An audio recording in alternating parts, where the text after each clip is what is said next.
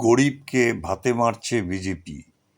Supreme court কেন্দ্রকে নির্দেশ দিয়েছে বাংলার গরিব মানুষের ১০০ দিনের কাজের টাকা দিয়ে দেওয়া হোক, কিন্তু বিজেপি তথা মোদি সেটা দিচ্ছে না।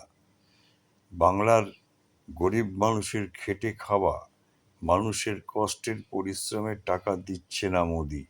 কারণ যদি টাকা দিয়ে দেয়, মমতার নাম হয়ে যাবে, ভোটে জিততে বিজেপির অসুবিধা হবে। সেই কারণে সেই ধান্দায় বিজেপি গরিব গ্রাম বাংলার মানুষের টাকা আটকে রেখেছে, ১০০ দিনের টাকা। এছাড়া আরো অনেক বাংলার পাওনা, যেগুলো বাংলার ট্যাক্সের টাকা কেন্দ্র তুলে নিয়ে গেছে, সেখান থেকে যেগুলো দেওয়ার কথা সেগুলোও কেন্দ্র দিচ্ছে না, যাতে মমতা ভালো করে উন্নয়ন করতে পারে, রাজ্যের কাজে ভালো করে লাগাতে পারে।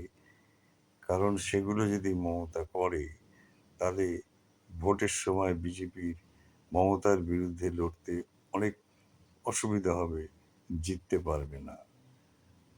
তাই টাকা আটকে রাখা হয়েছে এবং পাওনা টাকাগুলো দিচ্ছে না। আর সেই কারণে মোদি বাংলার বিরুদ্ধে বিমাতৃসুলভ আচরণ করে চলেছে।